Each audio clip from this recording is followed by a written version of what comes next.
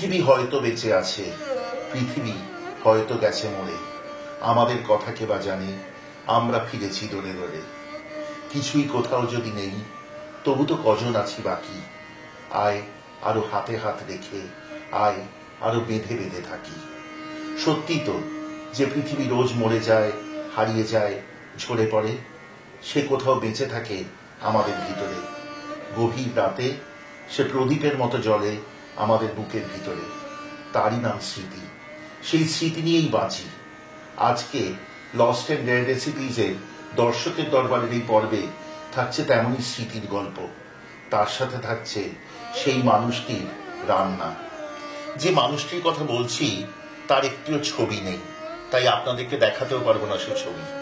তবু তিনি বেঁচে আছেন তার রান্নার ভিতরে।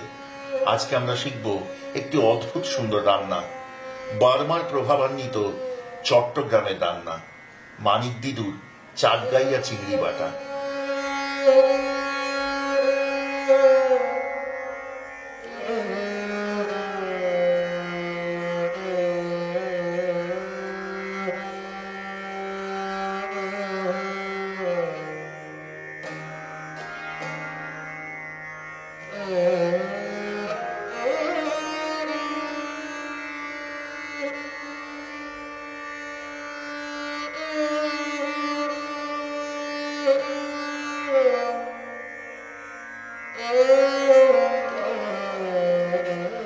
যার থেকে শিখব তিনি দর্শকের দরবারে চিঠি পাঠিয়েছেন, সাথে পাঠিয়েছেন সেই মানুষটির গল্প।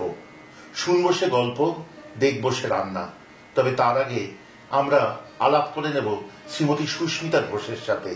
টলিগঞ্জ থেকে এসছেন আমাদের কাছে, আমাদের পরম ভাগ্য।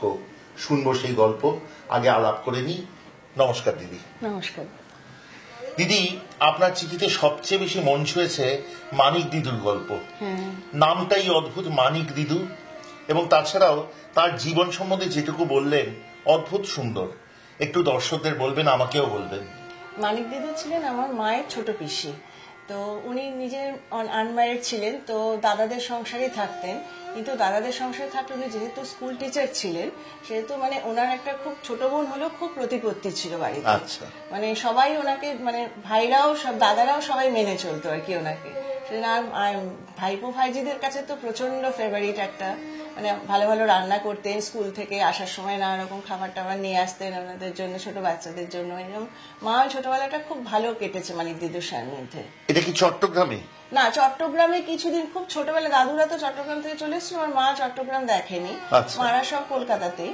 তারপরে দাদু রেলওয়েতে কাজ করতেন বলে দাদু লাস্ট বাড়ি করেন হচ্ছে রেলওয়ে রিটায়ারমেন্টের আগে মেদিনীপুরে। আপনি বলছিলেন যে মানিক দিদুর আসল নাম মানিক নয়, ওনার আদরের নাম মানিক। মানে আপনারা ডাকতেন মানিক দিদু, আপনার আগের জেনারেশন তারা ডাকতেন মানিক, এবং আপনার মানে দাদুরাও ডাকতেন মানিক বলে। তো ওনার আসল নাম কি? ওনার আসল নাম হচ্ছে অ্যানা সিন। সিন মানে সেনটা পরে ওটা অপভ্রংশ হয়ে সেন হয়েছিল, কিন্তু ওটা সিনই লিখতেন ওনারা, দাদুরা সব সিনই লিখত। আচ্ছা, ওনারা ছিলেন বাঙালি খ্রিস্টান। বাঙালি খ্রিস্টান, চট্টগ্রামের। আচ্ছা, আজকের রান্নাটা তো খুব বার্মার প্রভাব স্পষ্ট। রান্নাটা সম্বন্ধে একটু বলুন। এই রান্নাটা হচ্ছে মানিক দিদু চাটগাইয়া চিংড়ি বাটা। এটাতে করতে আমাদের যা যা জিনিস লাগে সেগুলো হচ্ছে শুকনো লঙ্কা হচ্ছে মেন ইনগ্রেডিয়েন্ট, চিংড়ি মাছ তো লাগে, চিংড়ি বাটা মানে চিংড়ি মাছটা তো লাগছে। তার সঙ্গে যেটা থাকছে, যেহেতু চাটগাইয়া রান্না এবং বাংলাদেশি রান্না একটু ঝালের প্রভাবটা বেশি থাকে, তো শুকনো লঙ্কাটা মাস্ট। শুকনো লঙ্কা লাগছে, আর লাগছে টমেটো আর রসুন, আর নুন মিষ্টি যেটুকু, তেল তো লাগছে, আর ভিনিগার। হ্যাঁ, ভিনিগারটা লাগছে, ওটা টকের জন্য। আচ্ছা, প্রথম তাহলে কি করব? প্রথম আমরা জল গরম করে শুকনো লঙ্কাটাকে একটু ভিজিয়ে রাখবো গরম জলে। হ্যাঁ, গরম জলে। আচ্ছা,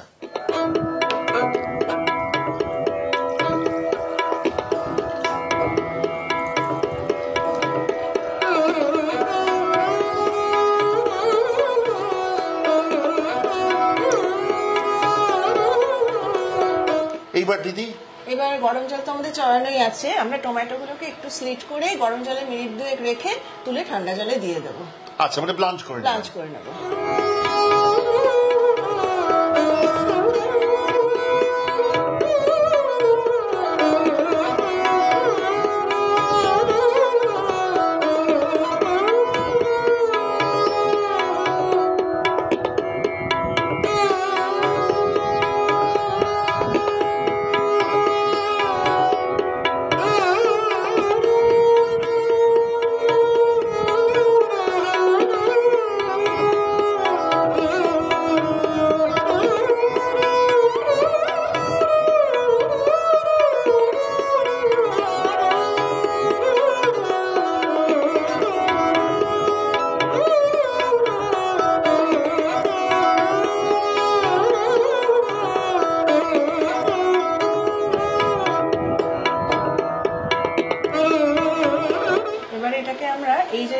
আছে এটা ছুরি দিয়ে বাদ দিয়ে দেবো, মানে গোড়ার দিকটা, গোড়ার দিকটা যাতে এখানটা না যায়।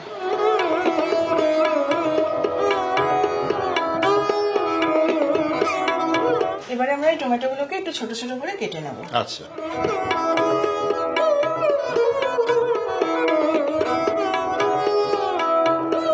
চিংড়ি মাছের এই ধরনের কিন্তু বেশ কয়েকটি রান্না আছে।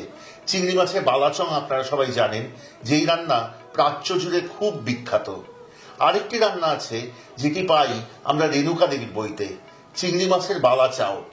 সেটি একটু অন্য ধরনের, তবে এইটি সবার থেকে স্বতন্ত্র। এইটি সেই চিংড়ি বাটা, চাটগাইয়া চিংড়ি বাটা।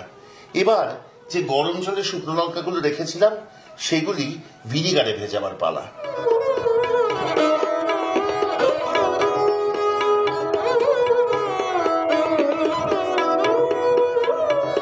দিদি এবার কি করব?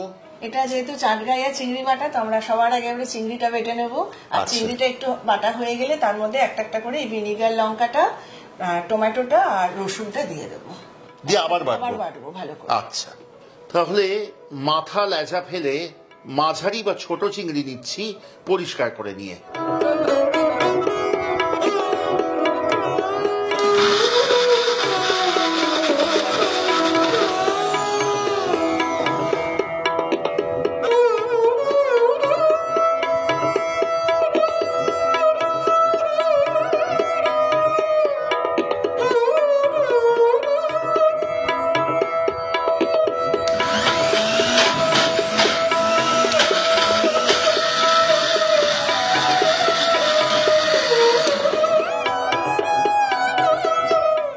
এবারে ওটা তো বাটা হয়ে গেছে আমাদের পুরোটা। এবারে আমরা কড়াইটা বসাবো, বসিয়ে তেল দেবো, সর্ষের তেলে কিন্তু রান্না হবে এটা। সর্ষের তেল দেবো, দিয়ে তেলটা গরম হলে পুরো বাটাটা ওর মধ্যে ঢেলে দেবো। ঢেলে ওটাকে কষিয়ে কষিয়ে একদম শুকনো করে আনতে হবে।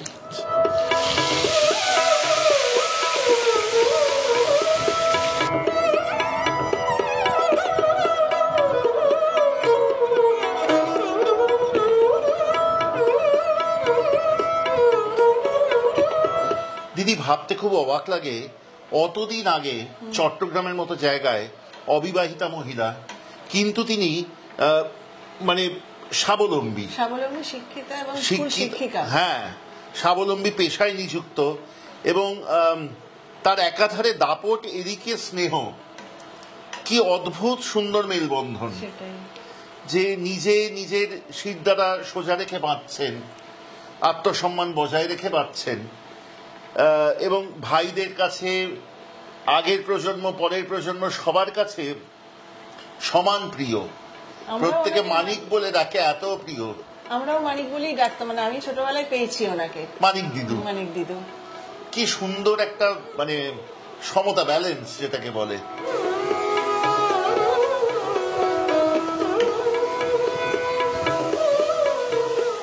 এখন জল ছাড়ার পর জল শুকিয়ে রান্নাটি অনেকখানি আঁট হয়ে এসছে, তেল ভাসতে শুরু করেছে। এই সময় কিন্তু নুন আর চিনি দেব। একটি জিনিস খেয়াল রাখবেন, আগে রান্নাটিতে নুন আর চিনি দিলে আন্দাজ সঠিক নাও হতে পারে, কারণ রান্নাটি পরে কমে আসবে। সেই জন্য রান্নাটিতে শেষের দিকে নুন আর চিনি দিন। কেমন লাগছে আমাদের আজকের পর্ব এবং আমাদের এই সিরিজ, অর্থাৎ দর্শকের দরবারে অন্যান্য পর্বগুলি দয়া করে আমাদের লিখে জানান কমেন্টে। যদি ভালো লাগে শেয়ার করুন অবশ্যই, এবং যদি ভালো লাগে সাবস্ক্রাইব করে সঙ্গে থাকবেন। মনে রাখবেন, একমাত্র শেয়ার করলেই কিন্তু এইসব রান্নাগুলি ছড়িয়ে পড়বে আরো অনেক বাড়িতে, এবং তারাও এইসব ঐতিহ্য বাঁচিয়ে রাখতে পারবেন। এর আগে কজনই বা জানতাম যে মাছের ঝালদা অথবা এরকম চাটগাইয়া চিংড়ি বাটাও হতে পারে। সেই জানতে হলে এই রান্নাগুলি শেয়ার করতে হবে অবশ্যই। এবং তাছাড়াও যদি মনে করেন আমাদের চ্যানেলে সব রান্নার নোটিফিকেশন প্রথম পৌঁছবে আপনার কাছে, তাহলে বেল আইকনটি টিপে দিতে ভুলবেন না। যদি আমাদের যোগাযোগ করতে চান খাবার নেবার বিষয়ে, অথবা আজকে দিদির মতো আমাদের সাথে কোনো রেসিপি ভাগ করে নিতে আপনার পরিবারের গল্প, তাহলে যোগাযোগ করুন কলকাতার নম্বরে 6291834357। সকাল 11টা থেকে সন্ধ্যে 7টার মধ্যে কলকাতার নম্বর আরেকবার বলছি, হোয়াটসঅ্যাপ করুন অথবা ফোন করুন 6291834357। এবার রান্নাটি শেষ করব নুন আর চিনি দিয়ে মিশিয়ে।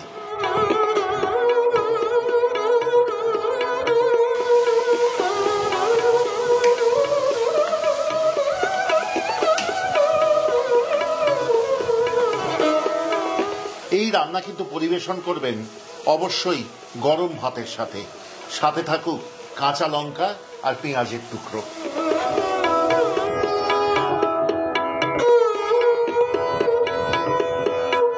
আজকে শ্রীমতী সুস্মিতা ঘোষের কাছ থেকে পেয়ে গেলাম আমরা অনবদ্য স্বাদের এই মানিক দিদুর চাটগাঁইয়া চিংড়ি বাটা। অনেক ধন্যবাদ দিদি, আমাদের চ্যানেলের তরফ থেকে, আমার তরফ থেকে এত সুন্দর একটা রান্না আমার দর্শকদের এবং আমাকে উপহার দেওয়ার জন্য। আমারও খুব ভালো লাগলো এখানে এসে, আপনারা যে ডেকেছেন, আমার রেসিপি যে সিলেক্ট করে ডেকেছেন, এই জন্য আমিও অত্যন্ত খুশি হয়েছি। নিশ্চয়ই আবার দেখা হবে।